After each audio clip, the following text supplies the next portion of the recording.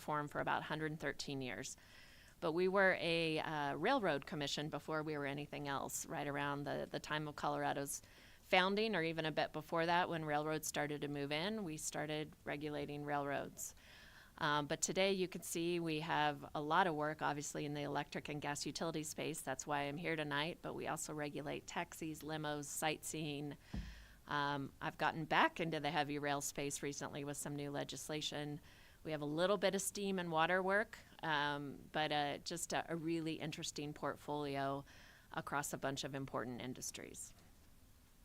So if you go to the next slide, the PUC itself is interesting in many ways. We are actually within the Colorado Constitution, called out as an independent administrative agency, and that is really important, that the commissioners, who do very much act like judges in a lot of cases, are independent and reach their own conclusions based on the record before them and their judgment. We have this sort of broad mandate then to regulate public utilities in Colorado. So the next slide is a bit wonky, but really important, because when it comes to regulating utilities in particular, a lot of our work and that of our sister Public Utilities Commission all across the nation sort of operate under this regulatory compact, which is an agreement we reach with, these are monopolies, right? This is part of why we're in the business of regulating utilities, is because companies like Black Hills receive a sort of monopoly status to serve a certain area. And the reason they do that and have that right is because what we didn't want across the United States was 5 different companies building 5 different sets of wires that ran to everybody's house and competing that. It's a very expensive service to provide. So they agree to provide reliable service to their customers over a certain area, and we agree to regulate them and recognize that they are entitled to a certain return on that. So that's what's sort of considered the regulatory compact, and that comes into a play, of course, a lot when we look at rate cases like what is before the commission now. If you go, thank you. So a couple important pieces of the commission itself. I am not a commissioner, and I want to make that very clear. So I am not a decision maker in the case, the Black Hills rate case. I serve as the staff director, so I'm in charge of the personnel, the budget, a lot of the policy work. I'm up before the legislature quite a bit, again, because we want to keep our commissioners independent. The commissioners are the decision makers, so they are appointed by the governor of Colorado. They serve 4-year terms. And like I've said a couple times already tonight, they really do sit as judges on a lot of cases before them. Very important job. They have millions and billions of dollars worth of decisions to come before them, and I will say you have a very good bench. These commissioners take this job very seriously and work nights and weekends trying to get through a lot of the work before them.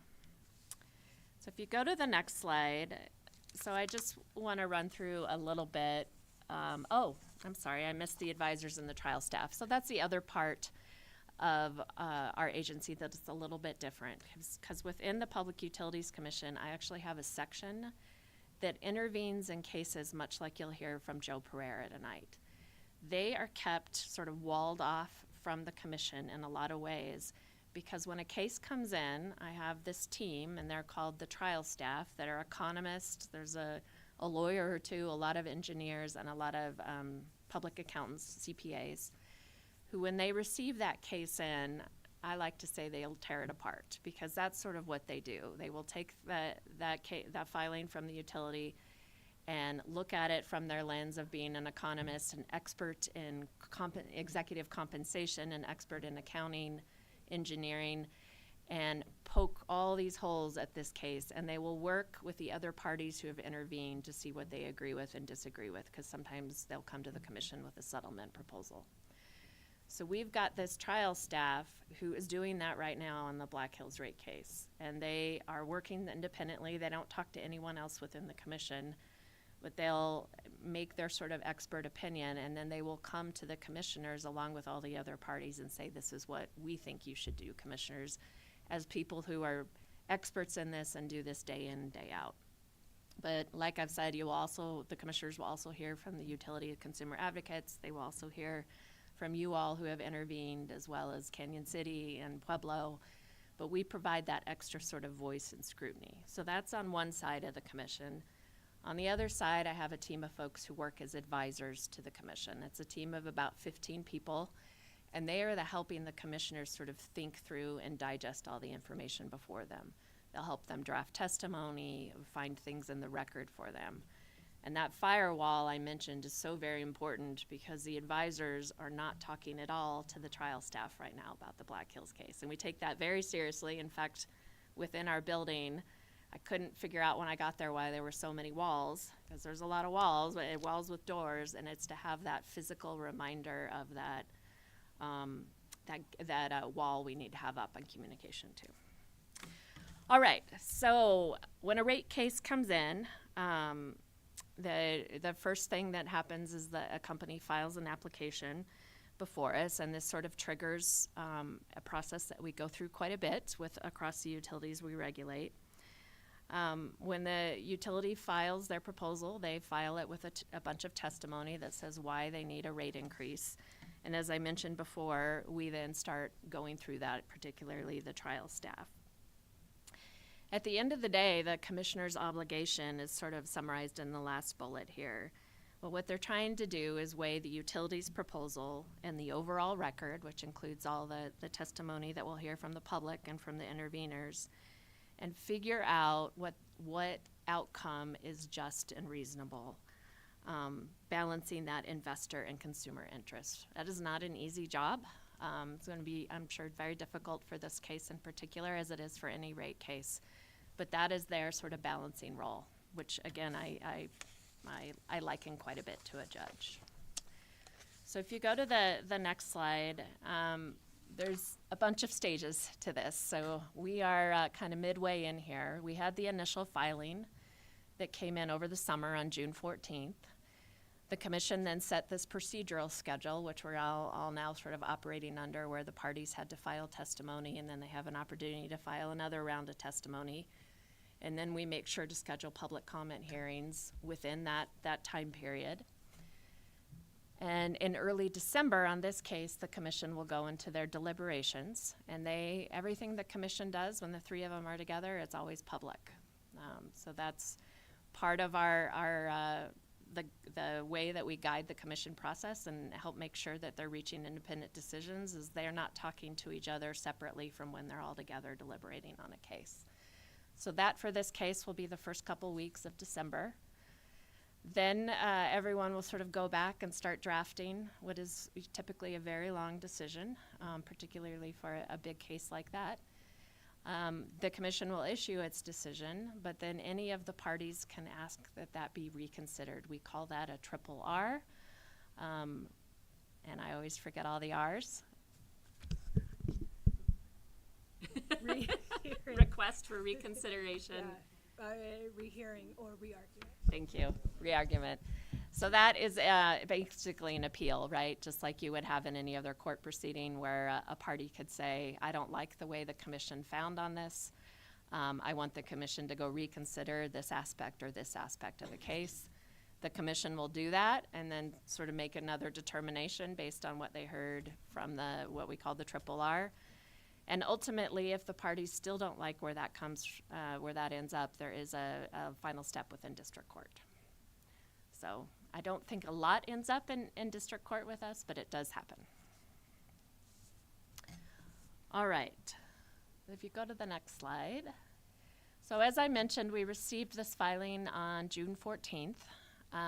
For us, this is considered both a phase 1 and phase 2 decision, rate case, because the commissioners need to both decide what amount of revenue the company is entitled to and also who pays that, because there are different classes of customers within the Black Hills service area.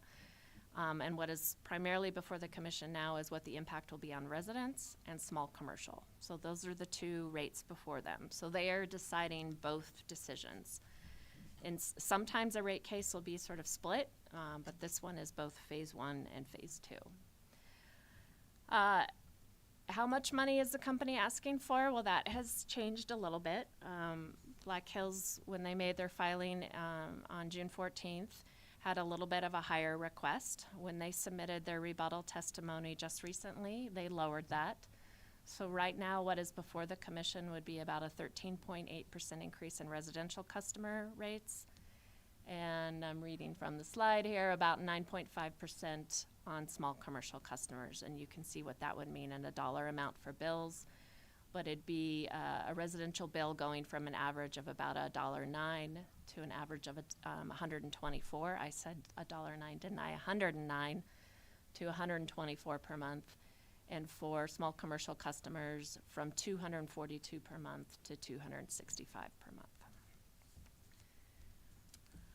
Okay, so we're in, like I said, kind of in the middle of this process right now. As you all know, I hope you know, the third of 4 public comment hearings will be in Canyon City tomorrow night. Those are very official processes for us too. We have a court reporter there that is taking down every word that is said. The commissioners will listen to everyone who comes and be there for the full amount of time. So we had 2 meetings in Pueblo, this third one in Canyon City, and then the 4th opportunity for public comment will be virtual. We wanted to make sure that we were making it as easy as we could for a range of people to engage with us, and virtual is, especially in the post-pandemic period, often the easiest. So that'll be on December 5th. And then, as I mentioned earlier, the commission will sort of go into their deliberations. Again, those are public. They're actually on our PUC YouTube page. So you don't have to watch them in real time. You can go back and listen at any point. And then they will transition into their final deliberations, the written order. And right now, we are expecting a decision on this matter to come out from the commission in March. That could move forward rather quickly into a rate impact unless there is that RRR process. And then that slows everything down because there's a set amount of process that comes around a RRR that gives the commission an opportunity to review it, the other parties. But at sometime in the spring, unless this really does drag on, is when this will all conclude. Lots of parties intervened in this officially. As you all know, City of Florence among them. And there really are sort of 2 sets of stakeholders that we sort of look at in a case like this. One is the interveners who come in with their own attorneys and are at the table filing testimony. The other sort of set of stakeholders is, of course, public comment. And that's why having these 4 hearings is so important, as is the opportunity to submit written comment. We can accept comment over the phone unless left on a voicemail. It can be in just about any language. We will find a translator and make sure that the commissioners see that. And we take all public comment, sort of see that equally, regardless of whether it comes in from a virtual meeting, an in-person meeting, written, or over the phone. So those are both really important parts of the process, and again, why I'm so grateful to you all to have the time tonight to speak before you and sort of explain this case. All right. The list of interveners, like I said, is long. I can't read that print, and I'm guessing you can't either. But joining you in this case, like I've mentioned, is Canyon City, the City and County of Pueblo, the Pueblo Economic Development Organization, a couple large customers, including Wholesome and Electrify America, as well as a number of nonprofits, including Energy Outreach Colorado. They really advocate, as does the UCA, on behalf of lower income customers. We've got a couple unions who've engaged, the Colorado Solar and Storage Association, but also a couple of environmental groups, including Western Resource Advocate and the Sierra Club. And then you will hear from Joe Pereira with the Utility Consumer Advocate tonight, who've also formally intervened. I think I mentioned this already, so those are the opportunities for public hearing. And then I think I can wrap it up here. The next couple slides just sort of talk about our commitment to getting public comment in whatever form people, or whatever language people wish to send it to us. These sort of information sessions are a new thing for the PUC, again, just trying to create a better understanding of our process and how it works, and make sure we're as accessible as possible. So with that, Mayor, if I could invite Joe Pereira to come up and then take questions at the end. Okay, thank you so much.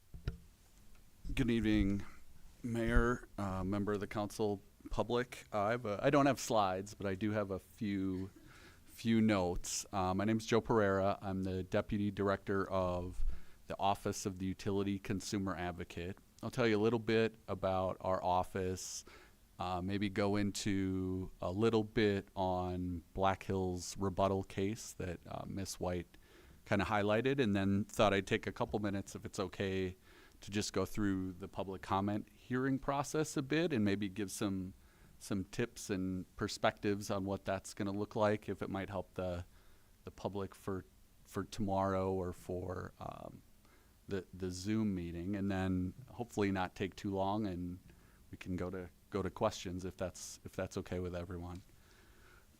So as I mentioned, my name is Joe Pereira. I'm the Deputy Director of the UCA, is how we abbreviate that. Kind of too long to just continually rattling off the longer name. Our office sits within the Department of Regulatory Agencies, just like the PUC. So we're sister agencies. But what's unique about our office is we don't regulate anything. We're tasked to represent the public interest before the PUC, courts, and federal agencies. The main role of our office is to represent residential, small business, and agricultural customers' interests before the commission. We do some other work with federal agencies and kind of some other broader energy topics, but generally, we're there to represent the generic customer class in primarily energy cases and very occasionally telecom cases. And so we've intervened in this Black Hills Electric case. We are involved in almost all rate cases before the commission. There are 2 electric regulated utilities and 5 gas utilities. And so we're quite busy with rates, but we also do lots of other work around resource planning. So you've heard about energy transition and moving to different energy fuel sources. We're involved in cases around transmission lines and distribution lines. And so we have a broad purview that we work in. We have engineers, economists, accountants, kind of the range of staff within our office, as well as counsel from the Attorney General's office that represents us as a client exclusively. And so in our work, what we're trying to do before the commission is advocate and make a persuasive case in favor of customer outcomes. And that's what we're attempting to do in this case. And so as Ms. White mentioned, we are I'd say maybe more than halfway or at the halfway point with the Black Hills proceedings. So Black Hills initially filed their case and said, we're coming to the commission. We've been out around 8 years, and we think it's time for a revenue increase or a rate increase, and this is our case.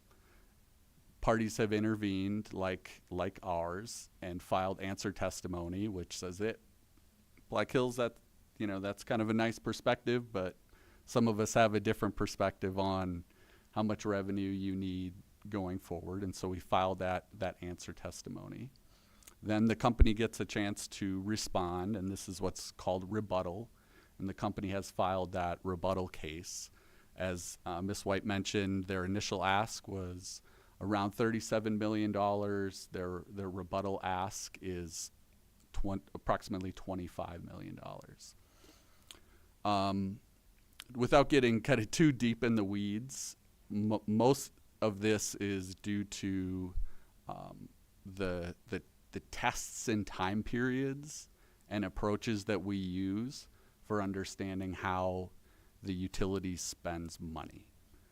It's different than the utility wanted 37 million originally, and then they just changed their mind and said, no, 25 is maybe more reasonable. That's not really what's happening. Parties within the case, some of the local government staff, our office, have made cases for different test periods and how we count how much they spend during different parts of the year. And that's basically what's facilitated that change in dollar amount.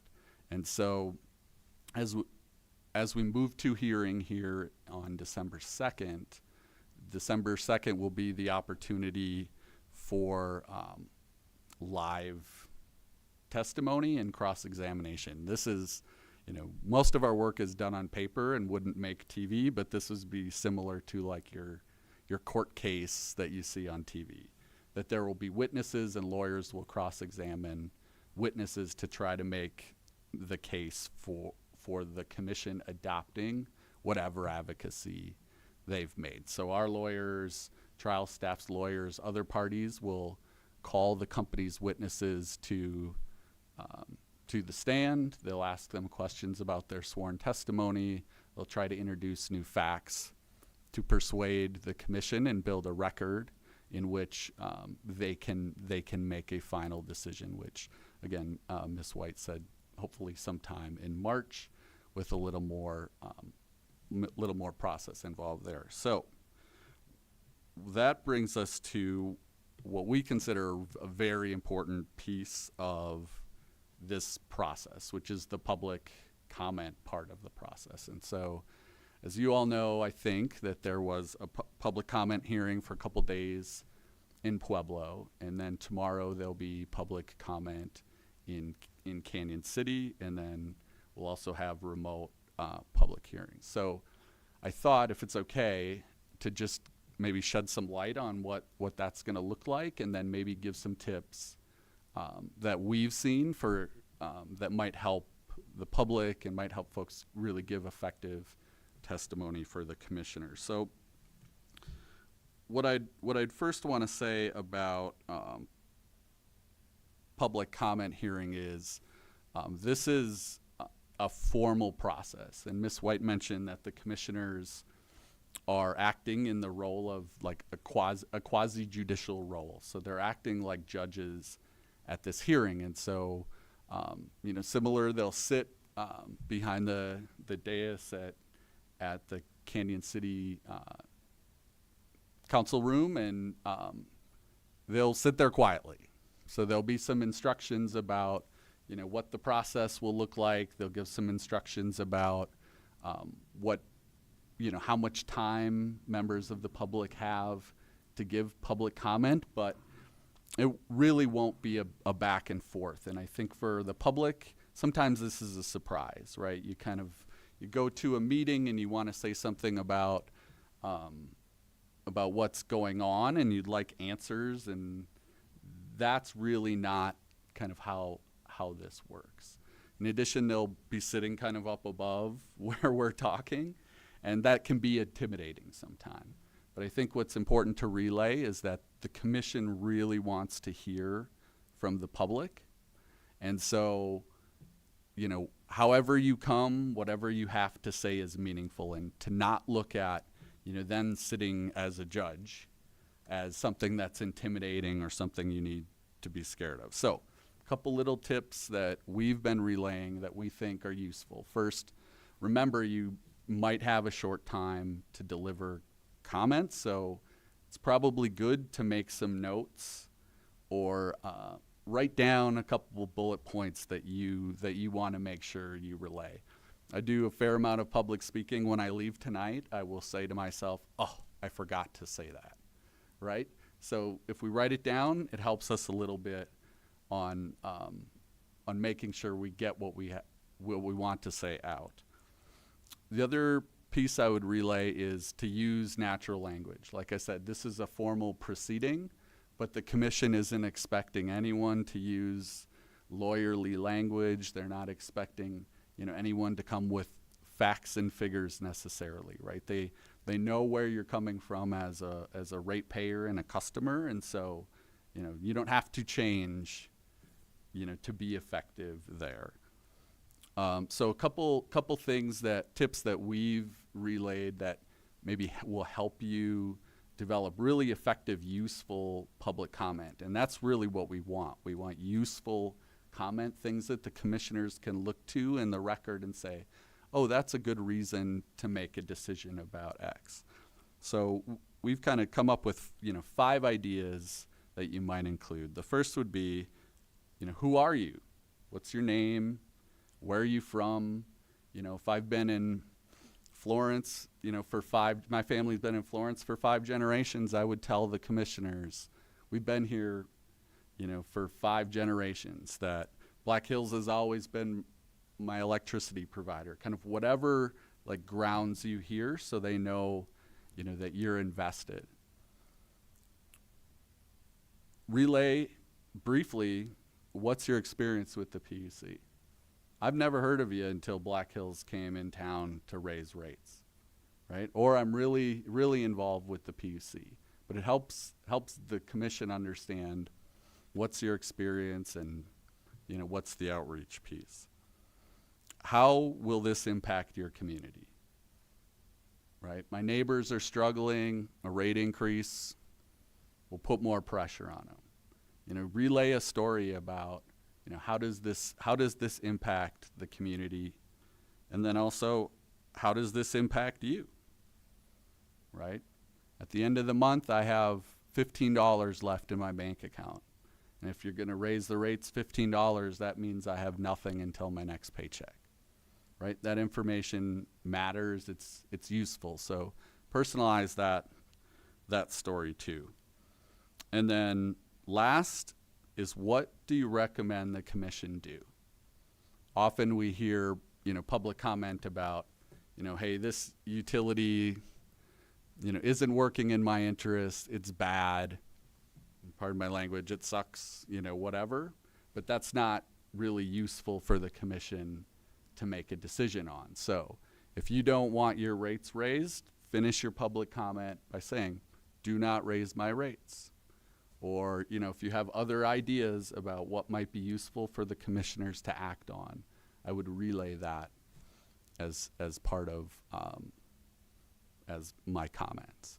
And so I'll just conclude here, and we can open to questions by saying the PUC, our office, and other parties will do everything they can to make sure that, you know, public comment is taken into account, is part of the record, and is useful, and we'll do our part in that manner, and really do think that it's important for leaders and the community to make your voice heard in this process.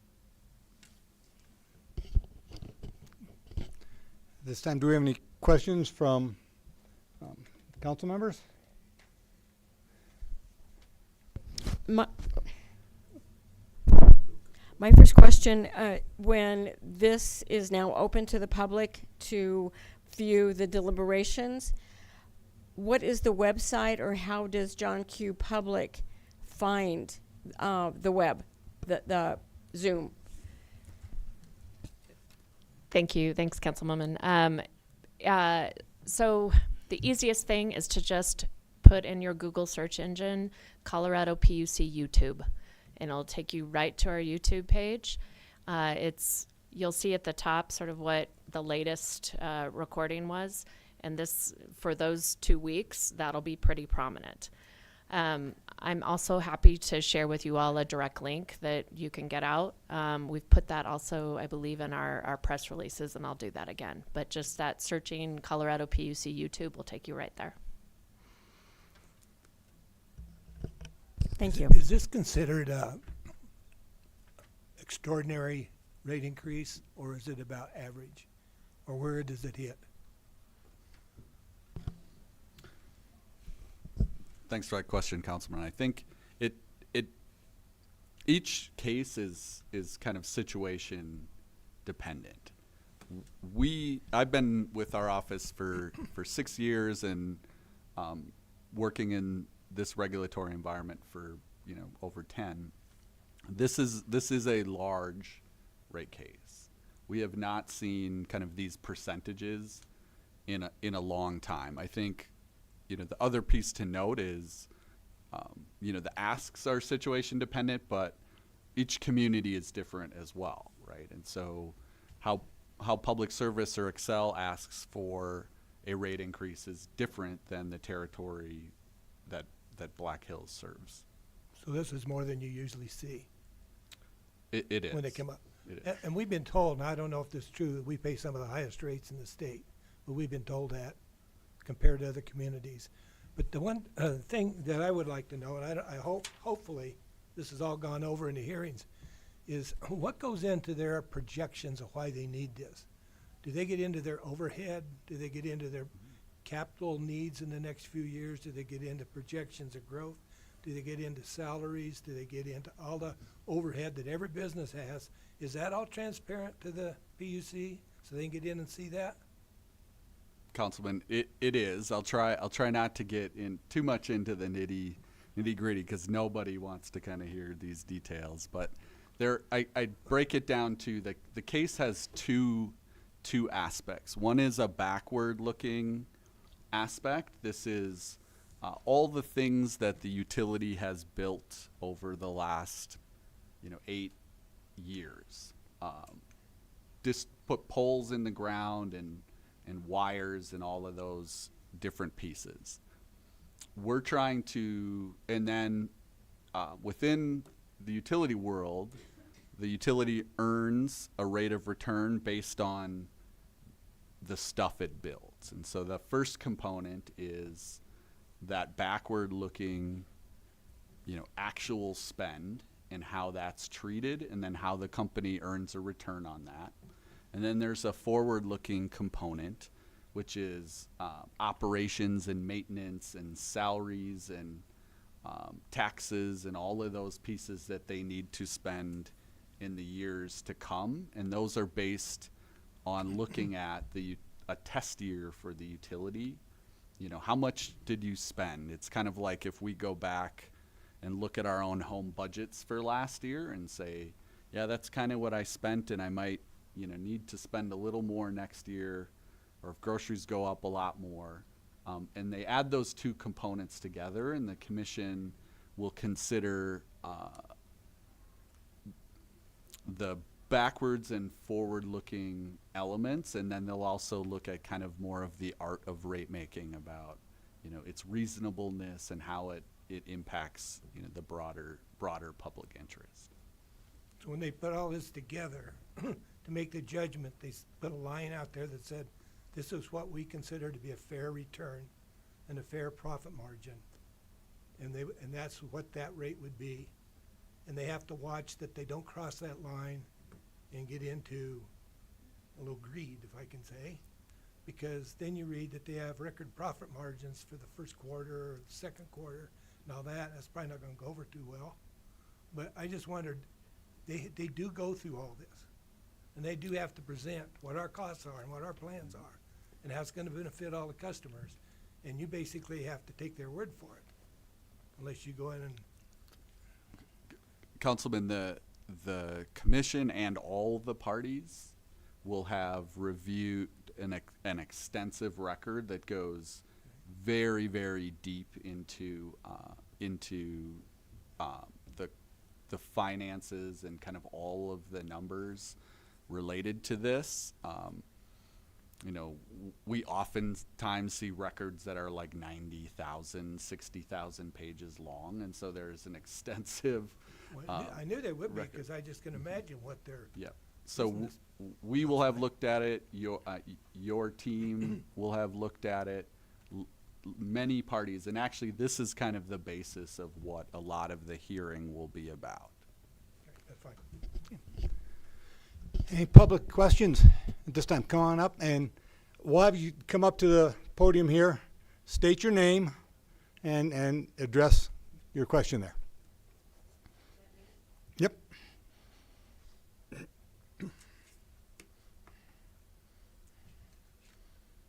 Joan Elliott, 404 Wilson Avenue, South Florence.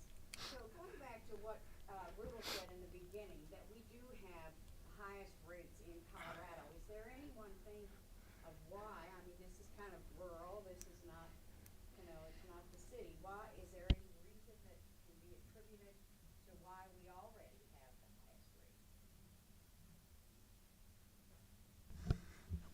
rates? Thank you. That's a good question. I think there isn't any one reason. I think that's what I would say. I think that the size of Black Hills territory, the number of customers, has an influence on that. The merger of Black Hills and Aquila years ago have influence on that. The utilities spending decisions, you know, what they build and what they buy, weighs on that. And then also, you know, these issues like returns and how much the company in South Dakota is making, like all factor into that. I think the commission, you know, will look at that history as well, or they will be presented with that history to say, you know, how have we gotten to where we are, and, you know, what is the decision making relative? What do we need to do today to make a just and reasonable rate? So can I ask one more? Is this happening all over the state in different areas? I can speak a little to that. So before the Public Utilities Commission, there's basically two electric utilities that we regulate, Excel and Black Hills. And yes, it is quite common. We just concluded a rate case that came in from Excel on natural gas rates. So just about every couple of years, one of the utilities will come in. We also regulate about 5 natural gas companies like CNG, Atmos. So it is a natural course of business that they will come in when they would like to raise their revenues. But as Joe said, it has been 8 years for Black Hills, which is a pretty long amount of time. Another question? Gentleman behind you, yeah.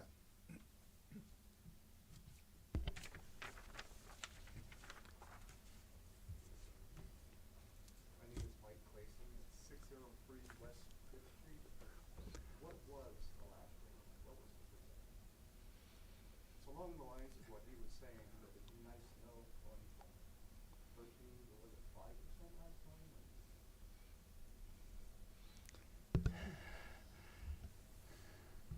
I'm really racking my brain here. This is it. I don't know the percentage. I believe the dollar amount was somewhere in the neighborhood of around $600,000. So that's the revenue deficiency. And now it's 25 million? 25 million is where we are today. You are, you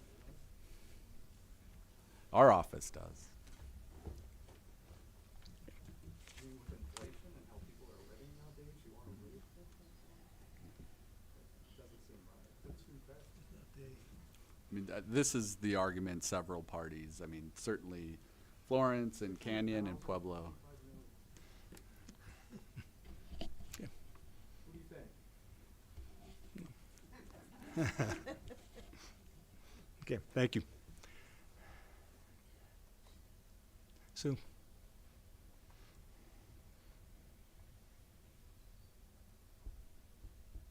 a supervisor, 302 Wilson Avenue, and I have 2 quick questions. The first is, because we're going through this already nationally, you said that the governor appoints the commissioners. So if we get a new governor, does that mean he appoints new commissioners? And are they paid? I can answer those 2 questions. So the commissioners serve 4-year terms, like I said. So when the current commissioners are up at the end of their term, wherever that falls in whatever governor reappoints. Yep. And they are paid. There are only, I think, 3 commissions in the state that are paid. So the Public Utilities Commission, the Energy, Carbon, and Management Commission, and the Parole Board. The reason for that is these are full-time jobs. So these guys are working as much as I am. So they are paid. Yep. One more question. I lied. Nope, that's fine. One more question, and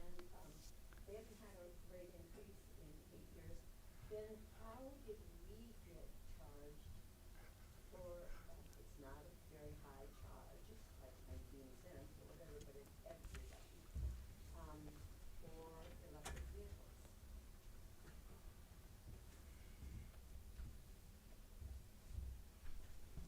Sure. So that's a great question, and often the utility bill is a hard thing to follow, right? Like all those lines. So there are lots of components, or several components on that bill. Rates are, so the case we're in right now is the kilowatt hours. So here's how many kilowatt hours you use. And then there are all these other lines called riders. And these are all generally litigated in other proceedings. So with the electric vehicles, for example, there was a proceeding where the company came and said, this is our plan, and that's directed by statute that they come in and make that filing. And then we go through this whole process related to how big should their program be and what should they spend money on. And so that's where that was adjudicated, and that 19 cents comes from a decision with the commission. Very good question. And that's for everybody. Everybody gets charged 19 cents regardless. If they have an electric vehicle, if they're thinking about buying an electric vehicle, if they need an electric vehicle charger in their garage. Is that where that money's going? Are there electric chargers in their garages? Every customer pays, 19 cents. well, they pay an amount. So that 19 cents is tied to your usage. So a neighbor that maybe uses a little more electricity than you might pay 20 cents. And a neighbor that pays a little less might pay 16. But all residential customers have that rider on their bill.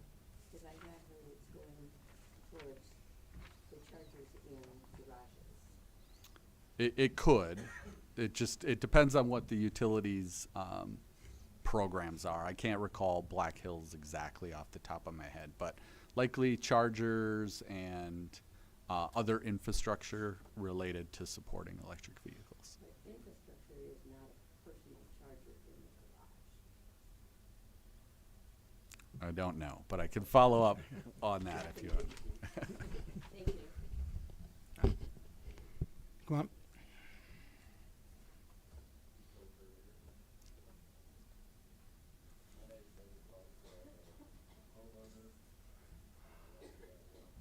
Okay. Just speak up real loud so we can hear you too, if you.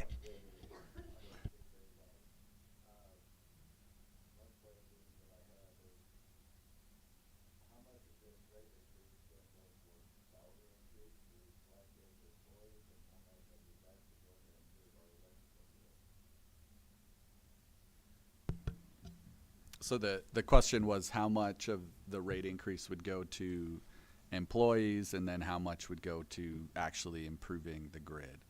I think that's yet to be determined. I think the largest portion goes to the wires and poles and that piece of their filing. But as I mentioned, there is that like adjustment for operations and maintenance. An office like ours would take issue with executive compensation, for example. Is the amount that the CEO of the company is earning appropriate relative to the company, but also, to other executives? So those are the issues that will be litigated. I know several parties have raised that exact issue. One other question. Why do businesses pay such a higher percent than private residents? They use the same amount of electricity. Why do we pay more? So the question is why do business pay more than residential customers? So Ms. White mentioned there's what's called the phase 2 of this case. So I use the analogy like this case is a pie or a pizza, like whichever your favorite is. So phase 1 is we're going to decide how big that pizza is, and then phase 2 is we're going to decide how we cut the pizza up. And how we cut the pizza up is based on the costs for those type of customers to use the system. And so, So you're telling me that it costs more for a business owner to use the system than it does a private resident? well, they might contribute more to the system getting built. So their energy might be more intensive, or they might not use as much. Sure. Hey, Joe, I have a follow-up question to that also. In the new proposal, you said the average would be 13.8 for residential, 9.5 for small commercial. Is that 13.8 the same for every residential user, or is there a range for the residential users in there? Mayor, that's a great question. The 13.8 is the hypothetical generic customer. So there might not even be a customer that falls exactly on that number, but that's, you know, the average rate increase. So there will be some customers that will see a larger increase and some that see less. Any other questions? Dan? Yeah, first of all, just thank you guys for being here and your commitment to education and transparency. I just logistics question. I'm not sure kind of what you guys have run into in Pueblo or what you're anticipating tomorrow, but just when should people show up? How do they get on the list? Is there strength in numbers, or, you know, pick and choose your points wisely? Any advice on that?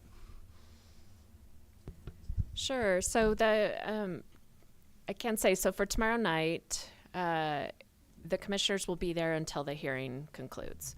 So they will not wrap up when the room is quiet. They may take a 10-minute break and see if anyone else comes. We're very thoughtful in trying to schedule these, that people get off work at different times of night, have to feed their family, get kids to bed. So whenever you come within that window, the folks will have an opportunity to talk. The chair will typically set some sort of time frame around the per comment window. For Pueblo, it was 3 minutes.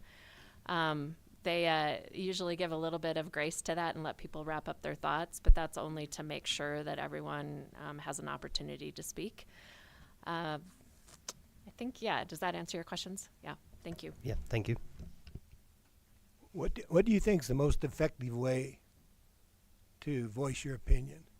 In writing, or I don't. Councilman, I this is a great point. I missed this, but there is no preferred way to give public comment. So if you want to come in person, that will be as weighted as heavy as if you want to write your comments out, if you want to send an email. So some folks, you know, are terrified of public speaking, and so, you know, write it down. If you have more to say than what's in that 3 minutes, you know, I would say, you know, you can give your public comment and then write comments. So kind of whatever is the best forum for you, and none will be weighted heavier than another.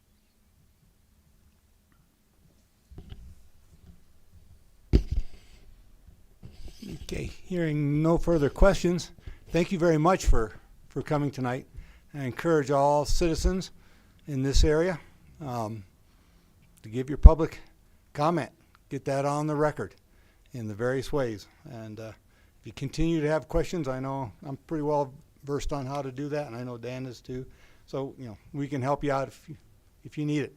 But again, special thanks to PUC and UCA for coming down here tonight. We appreciate that. Thank you. Thank you so much for having us, and I just have to say those were excellent questions from your citizens, so thank you. Thank you. All right, now our council meeting is supposed to start in 5 minutes. Can we add a couple minutes to that? We can take, yeah. Yeah, I think what we'll do is to let everybody transition. We'll start the council meeting at 6:35. All right, thank you. And make sure if you are